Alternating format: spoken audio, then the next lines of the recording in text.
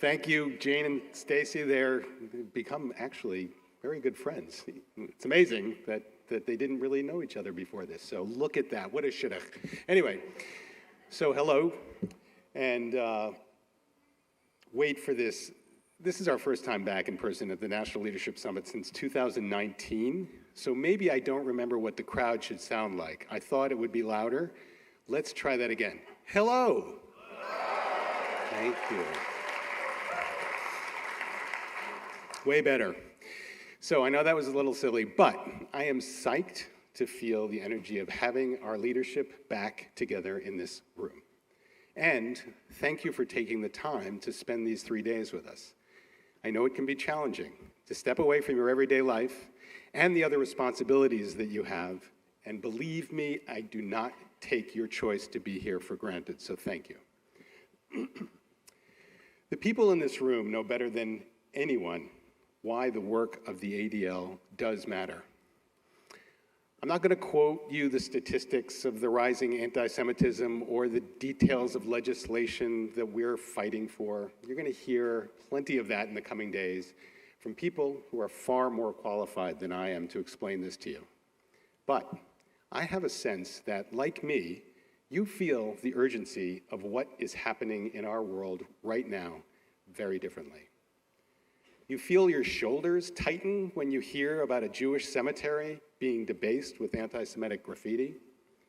You feel your stomach turn over when you hear about the Jewish day schools and community centers in a town maybe not far from yours who were forced to evacuate after bomb threats were made. You are astonished that a musical written about Leo Frank, premiered back in 1998 to middling reviews, gets a sold-out run on Broadway right now. Now, partially because the two leads are amazing, but more importantly for this, deals with anti-Semitism and hateful extremism that are so present in our world today. You also feel your heart start to race when you learn that an organization took it upon themselves to create a website with a map of a major metropolitan city identifying Jewish businesses, organizations, synagogues, schools, and that includes ADL staff, leadership, and donors' names. And your heart probably races a little higher when you realize that your name, many of you in this room's names, appeared on that list, on that website. All of this makes the work we do feel very personal. So some of you have been learning about ADL for just this past year, and some in the room have been working for justice and change at this organization for years, even decades. And as many of you know, at least by now I hope you know, my priority as chair has been our volunteers, you, our leaders. For the past year and a half since I took this position, I have worked to get to know you.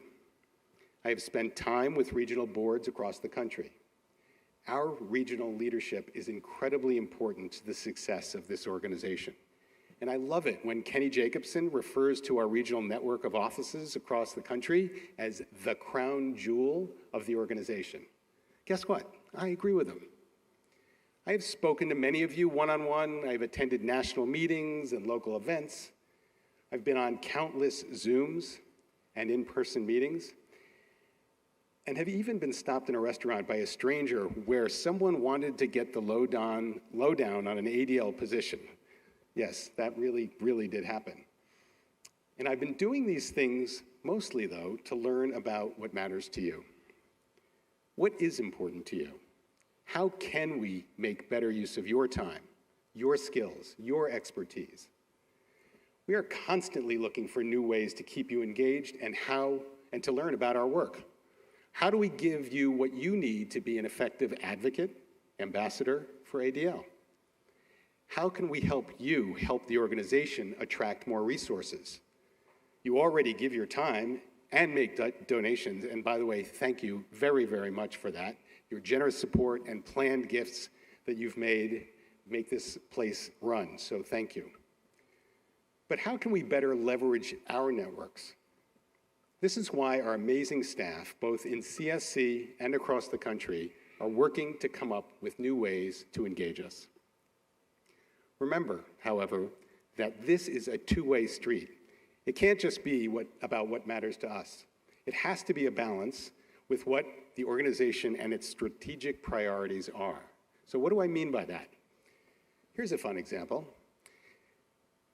While I think it would be wonderful if somebody wanted to donate the 5,000 origami cranes they made during the pandemic to be sold at auction with proceeds to go to the ADL, you can see why this might not be the best use of staff time to facilitate. I've also spent a lot of time with staff to learn more about what it is they need. What are their goals? And in every one of those meetings, I ask the same thing. How can our volunteer leadership help you extend the work of the ADL? The answer? It must be a partnership. One of the best examples of this has been the creation of the GRACE Advocacy Corps. GRACE, for those of you who don't know, is an acronym for the Government Relations, Advocacy, and Community Engagement Department. In partnership with Government Relations chairs Ivy Kagan-Berman and Barry Fleischman, and the unbelievable staff on the GRACE team, they looked at what their goals were when it came to advocacy. GRACE knew its team was already overextended and that they needed more people power. So, in partnership with Deb Leipzig and her staff in the leadership department, a pilot cohort of volunteers were recruited. This cohort learned about things like writing effective op-eds and the power of submitting letters to editors of local papers to get the attention of representatives for those regions. And after months of training and preparation, in February, a dozen Advocacy Corps members gathered right here in DC to spend 2 days meeting with senators and representatives to fight for 3 ADL legislative priorities. It was a great success. So, this kind of effective approach is why we should consider setting aside ideas like origami cranes, and unless, of course, you think you can sell them for over $1 million, in which case Fred Block would find somebody on his staff to actually come up with some time, and then focus on ADL's priorities. And by the way, the GRACE Advocacy Corps is starting a new cohort. If this sounds at all interesting to you, find somebody in leadership or find somebody on the GRACE team to learn more about it, and you can join the team as well.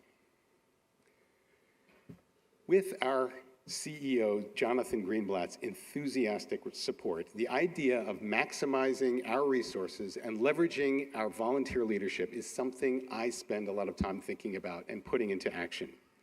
In all of my conversations with leaders, one thing is exceedingly clear. You all want to help. So how do we better tap our expertise, our networks, and our personal relationships that we all have? Well, to start, we need to know more about you. Where do you work? Who do you know? What are you good at? What do you like to do? To find out more in the near future, all of the regional boards and the GLI community members across the country will receive a survey from the ADL that aims to answer all these questions and more. Now I know there's a tendency to quickly hit delete on an email asking you to fill out a survey. Or maybe you have good intentions to get to the survey and you get to it later, but you can't find it because it's buried in your inbox along with emails from stores that you shopped at once, but to get the 10% off, you gave them your email address. I'm asking you to fill out this survey when you get it. This will help the organization to get to know you better.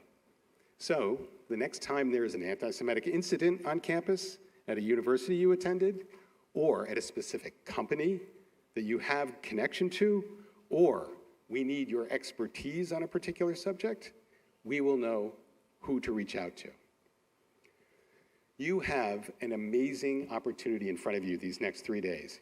You have literally some of the world's experts on anti-Semitism, extremism, civil rights, education, international affairs, cyber hate, and so much more with the ADL staffers who are here. So take advantage of this time to meet them. Ask questions, learn. And more than that, keep a mental list of every time you hear a speaker, a panelist, or a staff member refer to something ADL has done or is doing. You will be reminded and maybe astounded at the incredible array of things ADL actually does, day in and day out, to fight anti-Semitism and all forms of hate. You also have an extraordinary group of leaders in this room. Yes, you are, who share your passion for making this world a better place and fighting hate for good. Meet them, network with them, laugh with them. This is your community. Thank you so much.